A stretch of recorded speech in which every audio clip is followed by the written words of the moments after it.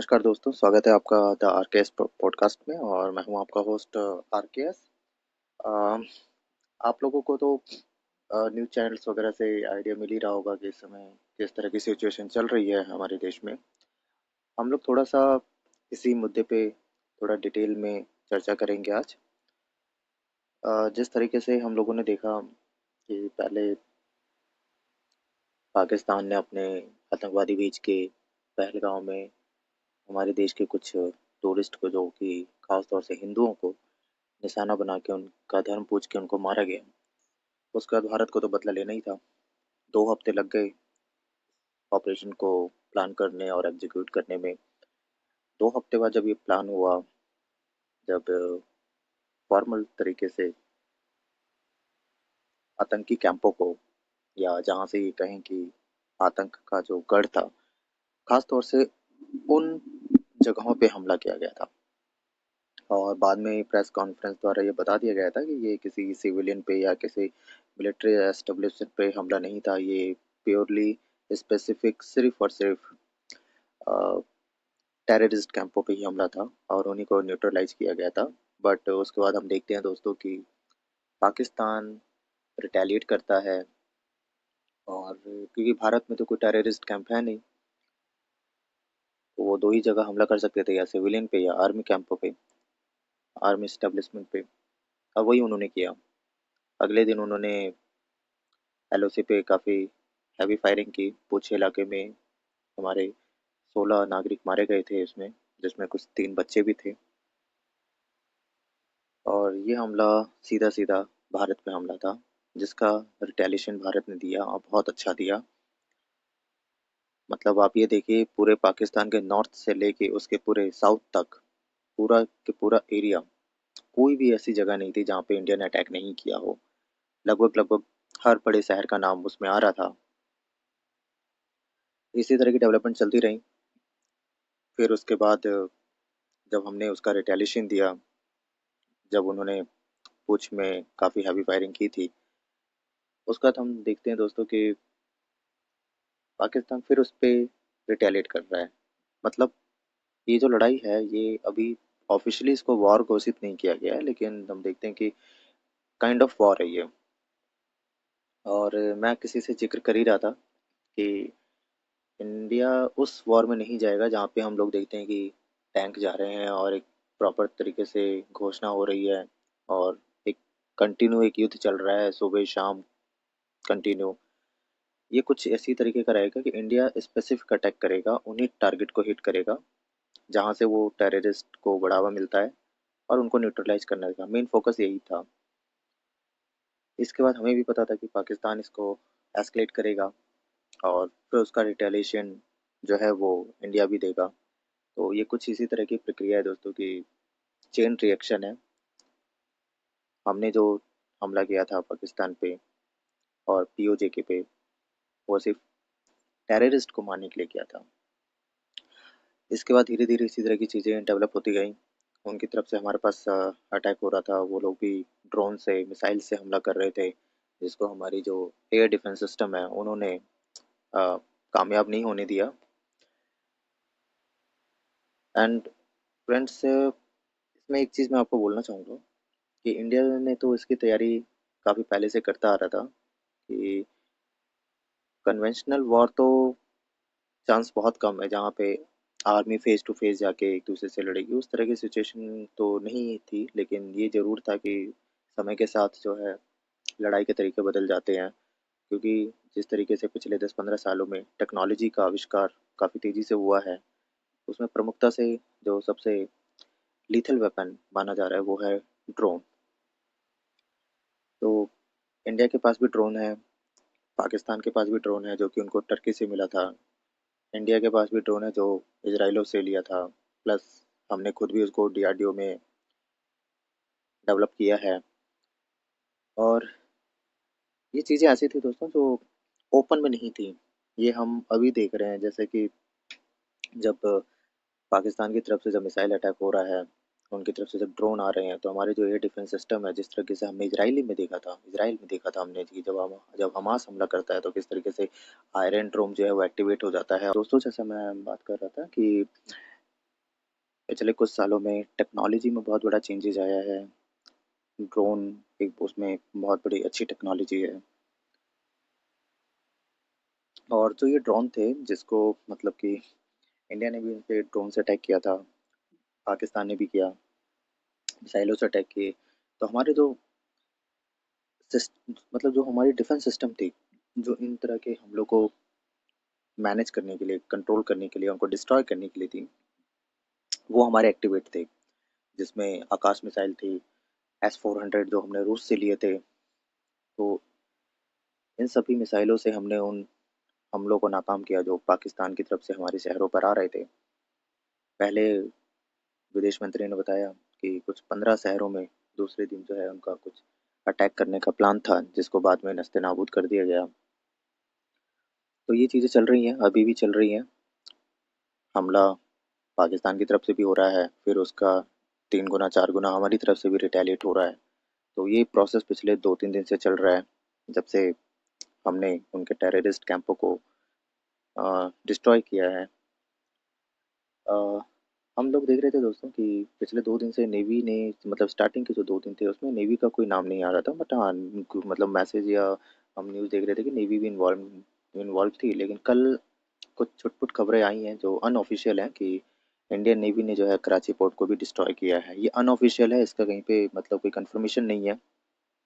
News channel पे भी इसको ब्रेकिंग न्यूज़ करके ही बताया जा रहा है, बट अभी तक कंफर्मेशन नहीं है। बट कुछ वीडियोज़ हैं जहाँ पे दिख रहे हैं कि कुछ अनक्लियर मतलब धुंधली सी वीडियो है वो, जो ड्रोन से ली गई है।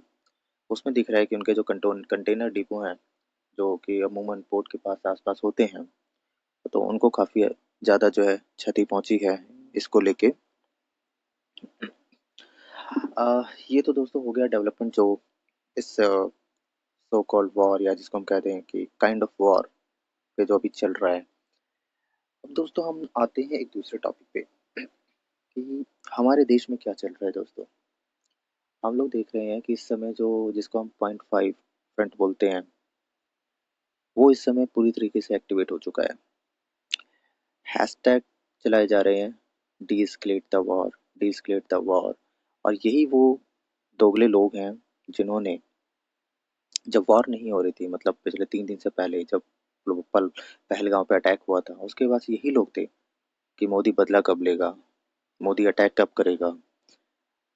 अब मोदी तो अपने टाइम से करेगा, उसको इन लोगों की बात तो नहीं सुननी है कि इन्होंने बोल दिया और मोदी जाके वहाँ पे हमला करेगा। मोदी पूरी प्लानिंग करेगा भाई, इनकी बातें नहीं सुनेगा ना मोदी, या इनके लिए खाली तो नहीं बैठा है ये हमारे जो 0.5 फ्रंट है। तो मोदी ने तो अपना पूरा टाइम लिया, प्लानिंग करी, और प्लानिंग इतनी अच्छी करी कि आज हम उसका रिजल्ट देख रहे हैं। इंडिया का नुकसान ना के नाम मात्र के बराबर है, लेकिन पाकिस्तान में हाहाकार मचा हुआ है, वहाँ लोग रो रहे हैं। मतलब वो वो इस लेवल पे अभी इस समय आ चुके हैं कि अगर वो पीछे हटे तो उनकी बेइज्जती, आगे बढ़े तो मरे। आगे खाई पीछे कुआं, कुछ इस तरह की सिचुएशन पाकिस्तान के साथ है। पाकिस्तान को पूरी तरीके से जकड़ के रखा हुआ है इस समय इंडिया ने। हाँ, उसके कुछ मुस्लिम कंट्री हैं जो उनको सपोर्ट कर रहे हैं, खुल के कर रहे हैं। टर्की कर रहा है, टर्की ने ही उनको जो है ड्रोन दिए हैं। अब बाकी रूस को अगर आप देख लें तो रूस ने सपोर्ट नहीं किया है, अमेरिका ने सपोर्ट नहीं किया है, चाइना ऑलरेडी साइलेंट बैठा हुआ है। तो पाकिस्तान की तो इस समय लग गई, समझ लीजिए, कुछ इस तरह की सिचुएशन है। हम लोग जो बात कर रहे थे 0.5, हमारे देश के जो ये सो कॉल्ड सेक्युलर लोग, दोगले लोग जिसको मैं बोलता हूँ, नॉर्मली ये दोगले लोग हैं दोस्तों। इनका कोई ईमान धर्म नहीं होता। ये हर उस चीज में उंगलीबाजी करेंगे जिससे भारत को फायदा हो रहा है, और हर उस चीज को ये एक नैरेटिव सेट करने की कोशिश करते हैं जिससे भारत को नुकसान होता है। ये लोग ऐसा दिखाना चाह रहे हैं कि भारत जो है आक्रामक हुआ है, भारत को ऐसा नहीं करना चाहिए था, भारत को डी एस्केलेट करना चाहिए। क्यों करना चाहिए भाई भारत को डी एस्केलेट? जब पहलगांव पे आतंकी हमला हुआ था तब ये लोग कहाँ थे? मोदी तो नहीं गया था उनसे बात करने, बोलने या उनसे लड़ने। मोदी अपने भारत के डेवलपमेंट के लिए काम कर रहा था। उसी बीच ये पहलगांव का हमला होता है, धर्म पूछ के लोगों को मारा जाता है, 26 लोगों को मारा जाता है, और बोला जाता है कि मोदी को जाके बता दो।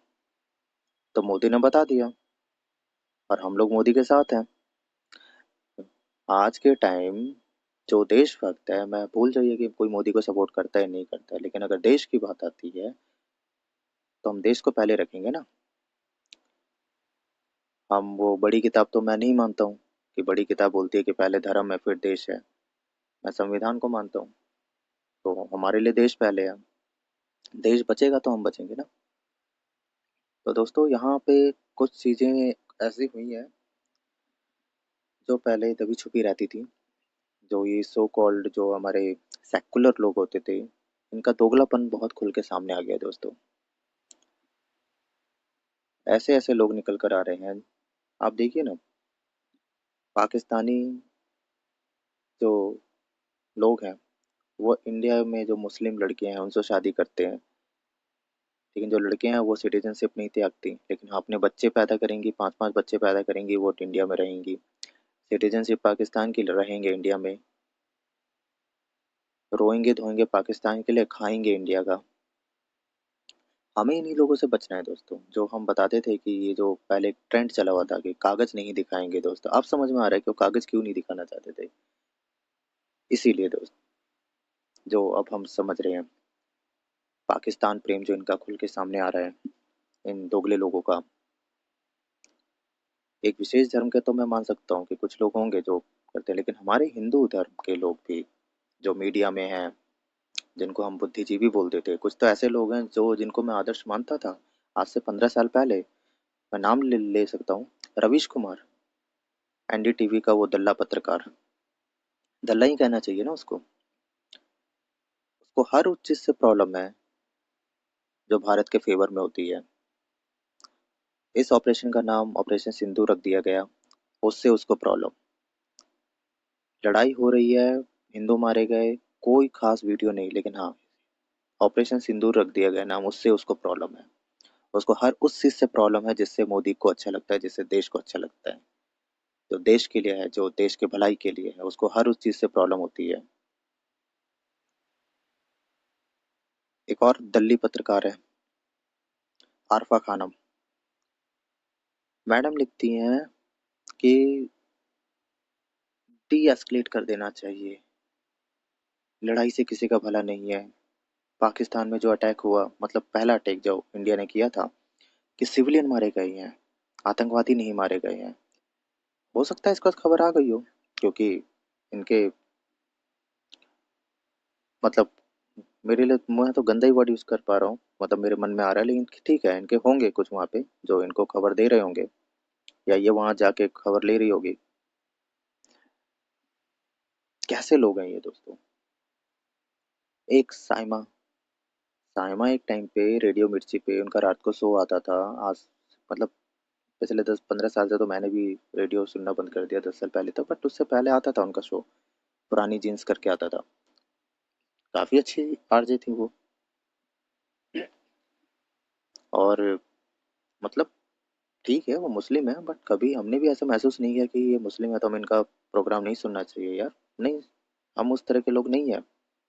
आज वो साइमा मैडम लिखती हैं कि जंग नहीं होनी चाहिए, और यही वो साइमा थी कि जब ईरान ने हमला किया था, वापस पलटवार किया था इजराइल पे, तो एक शायरी लिखती थी। अ, मैं देखता हूँ दोस्तों, अगर वो शायरी मेरे पास होगी तो मैं आपको बताता हूँ। चलिए मैं जब तक सर्च करता हूँ, तो शायरी मिल जाएगी तो मैं आपको बताऊंगा। तो ये मैडम शायरी लिखती थी, कुछ इसी तरह का था कि जंग सही तो जंग ही सही।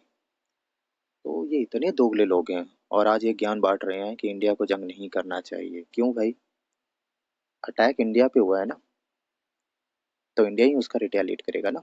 और इंडिया ने कोई जंग नहीं करी है, आतंकवादियों के कैंपों पे हमला किया है बस।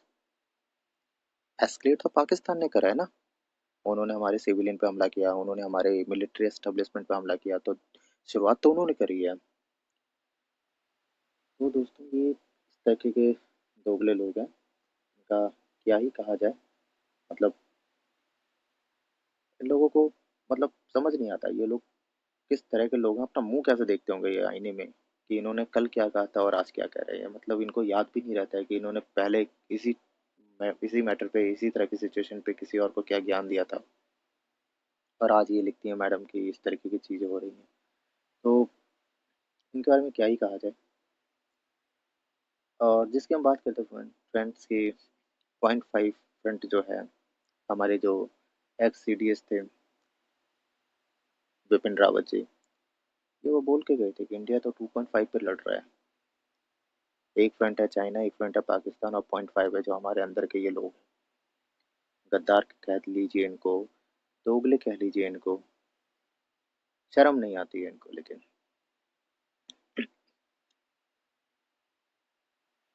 खास तौर से कुछ विशेष समुदाय के लोग निकल निकल के सामने आ रहे हैं। अगर आप उनके सामने बोलते हैं पाकिस्तान मुर्दाबाद, तो आप पे चाकू से हमला कर दिया जाता है। तो समझ सकते हैं कि भारत की क्या सिचुएशन है। भारत तो बाहर के दुश्मन से तो लड़ ही लेगा, जो हमारे अंदर जो ये लोग बैठे हुए हैं, इनसे भी लड़ना जरूरी है। और मैं मानता हूँ कि मोदी ने भी इस चीज़ को भांपा होगा कि ये इस तरह के जो कीटाणु हैं, कीड़े हैं, वो निकल के सामने आएंगे जब ये लड़ाई और आगे तक जाएगी। तो दोस्तों, हमें थोड़ा सा इस चीज़ को लेके सतर्क रहना है कि ऐसे लोगों को हमें ही काउंटर करना है, कोई दूसरा बंदा नहीं आएगा। हम समाज में रहते हैं तो ऐसे असामाजिक तत्वों को हमें ही निपटना है। अब आते हैं दोस्तों कि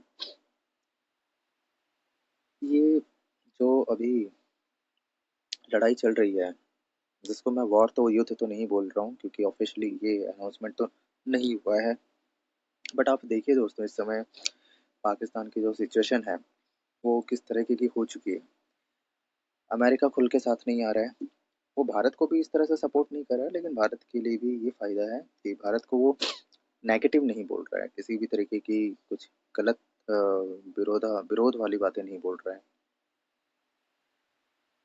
तो इससे एक सपोर्ट मिल जाता है इंडिया को भी कि ठीक है, अमेरिका एक बहुत बड़ी ताकत है। ऑब्वियस सी बात है, उसके बातों का फर्क पड़ता है दुनिया में। हम चाहे जितना भी अपने आप को बहुत बड़ा मान ले, ताकतवर मान ले, लेकिन वो है ताकतवर। चाइना इस समय बिल्कुल साइड हो रखा है, रूस ऑलरेडी साथ है। अब दोस्तों देखते हैं कि इससे क्या निष्कर्ष निकल कर आ रहा है, ये लड़ाई कब तक चलेगी। तो खैर, इसका अंदाजा तो अभी मुझे भी नहीं है, ये पाकिस्तान के हाथ में है कि वो इसको कितना लंबा खींचना चाहता है। लेकिन हाँ, यकीन मानिए, इंडिया पूरी तैयारी करके बैठा हुआ है। और एक चीज जो कुछ कुछ इससे निकल कर आ रही है, जैसे कि हमने देखा कल आकाश मिसाइल ने कैसे पाकिस्तान के ड्रोन को न्यूट्रलाइज किया, उनकी मिसाइलों को न्यूट्रलाइज किया। तो ताइवान ने आकाश मिसाइल के ऑर्डर दिए, ये देखते हुए कि ये मिसाइल इतनी कारगर है। सोचिए दोस्तों, ये हमारे जो डिफेंस के लिए भी अच्छी बात है। और इसी मिसाइल को देखते हुए ताइवान ने इसकी जो काबिलियत है, इसकी जो इम्पोर्टेंस है, वो बहुत फायदेमंद है किसी भी देश के लिए। और जिस हिसाब से कल जो हुआ है, उसके देखते हुए तो जाहिर सी बात है, इसके बायर भी आएंगे इंडिया के पास, डिमांड करेंगे कि उनको भी ये चाहिए। तो इस समय इंडिया तो चलो अपना लड़ाई तो लड़ ही रहा है, और ये आगे के उसका एक मार्केट भी इसके लिए ओपन हो चुका है। रूस, उसको पता है कि उसके 400 ने जो चाइनीज HQ9 था, उसको डिसमेंटल कर दिया, डिस्ट्रॉय कर दिया। किस तरीके से पाकिस्तान को मार पड़ रही है दोस्तों, देखिए, JF-17 चाइनीज एयरक्राफ्ट, HQ9 जो जिस तरीके से हमारे पास S4 है, उसी तरह का वो सिस्टम है। वो है कॉपी S4 का ही, आपको पता ही है, S-400 की कॉपी है वो। चाइना को रिवर्स इंजीनियरिंग करने का शौक है, तो वो रिवर्स इंजीनियरिंग करके ही बुलाया, बट जिसको खुद यूज नहीं करता है। उसने पाकिस्तान को एक काइंड ऑफ टेस्टिंग ग्राउंड समझ के उसको दिया हुआ है ये। और काफ़ी अच्छे से धोया है इंडिया ने। दो एफ ये तो खुद उनकी जो रक्षा मंत्री हैं, मतलब जो उनके स्पोक्स पर्सन है, वो मान रहे हैं कि हमने इनके दो JF-17 को गिराए हैं। बट इंडिया का कहना यह है कि उसके अलावा एक F-16 भी गिरा है।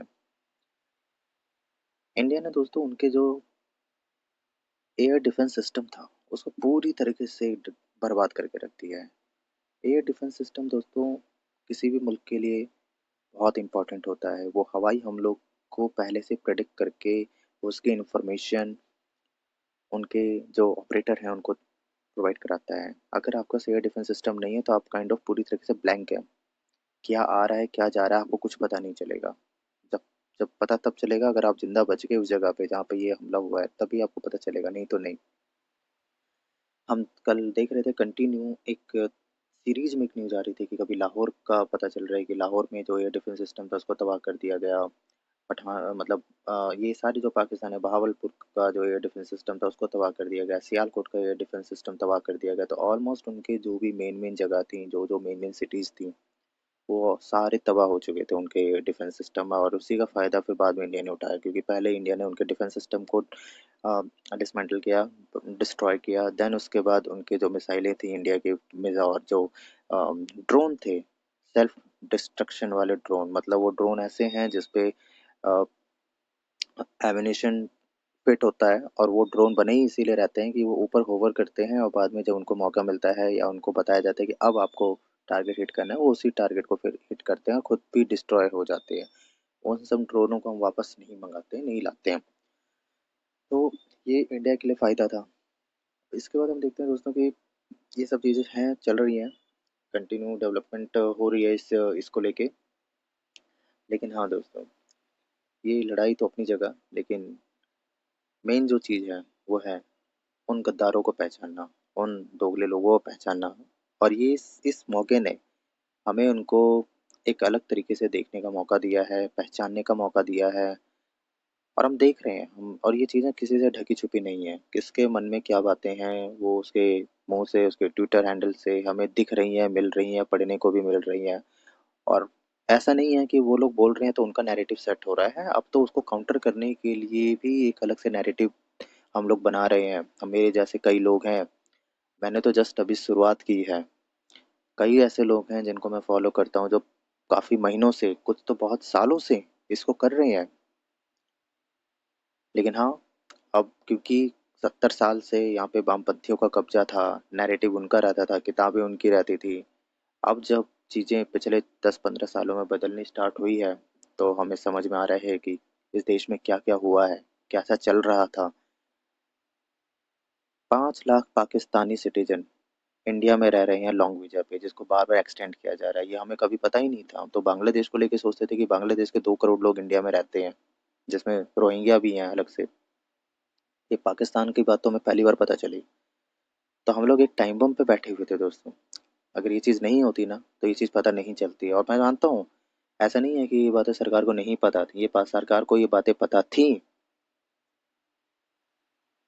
तभी हमारी जो बीजेपी सरकार है, मोदी की सरकार है, वो इस पे कानून ला रही थी।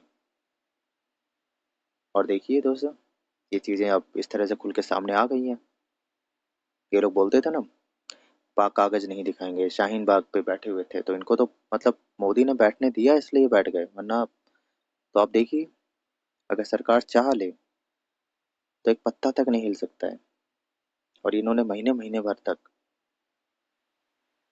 उस रोड को जाम करके रखा हुआ था। तो दोस्तों, हमें अपना नैरेटिव सेट करना है, बढ़िया नैरेटिव बनाना है, और ऐसे जो फालतू लोग हैं, ऐसे जो दोगले लोग हैं, उनके नैरेटिव को भी काउंटर करना है। साइमा जैसे लोग, रवीश कुमार, आप, ये आरफा खानम, ये तो जब भी बोलती है तो अपने मुंह से गंध निकालती है। ये औरत,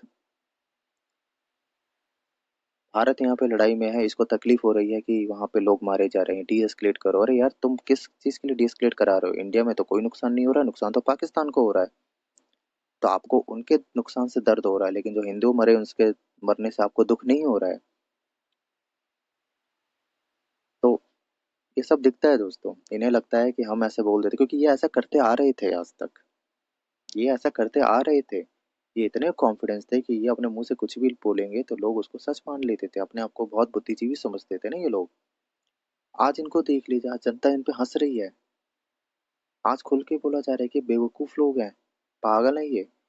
रवीश तो इतना पागल हो चुका है, या तो मुझे लग रहा है कि वो पागल खाने ही जाएगा। उसको हर चीज में उसको प्रॉब्लम नजर आती है, हर चीज में उसको प्रॉब्लम नजर आती है। अगर मोदी कल कह दे कि आपको मुंह से सांस नहीं लेना है, तो पता नहीं वो कौन से छिद्र से वो सांस लेगा। वो इस किस्म का बंदा है। इतना जहर भरा हुआ है इनके अंदर, इतनी कटुता भरी हुई है, इतना एक गंद भरा हुआ है इन लोगों के मन में कि वो दिख रहा है। अब हमें पता चल रहा है, हम लोगों को देख रहे हैं।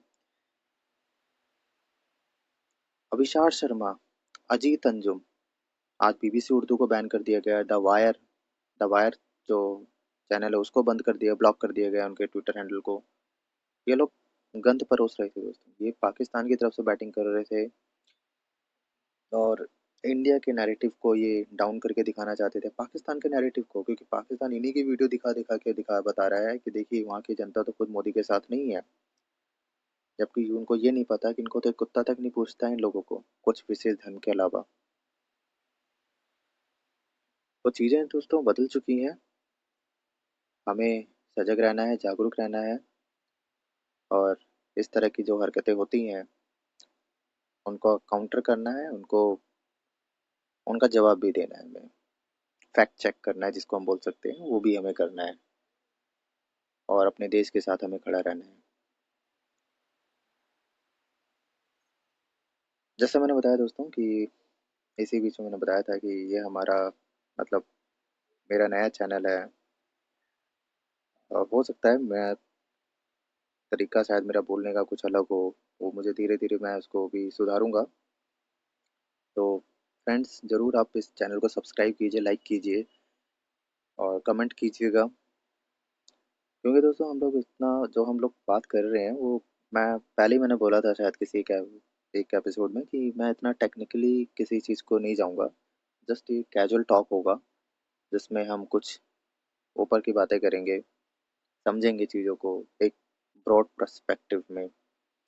क्योंकि टेक्निकल चीज़ें तो हम लोगों को दिख ही रही हैं, न्यूज़ चैनल पे चीज़ें आ ही रही हैं, लेकिन हम उसको किस तरीके से लें, उस चीज़ को किस तरीके से देखें, और वो चीज़ें जो उसके अगेंस्ट जा रही हैं उसको हम कैसे देखें, हमें कहाँ हमें सतर्क रहना है।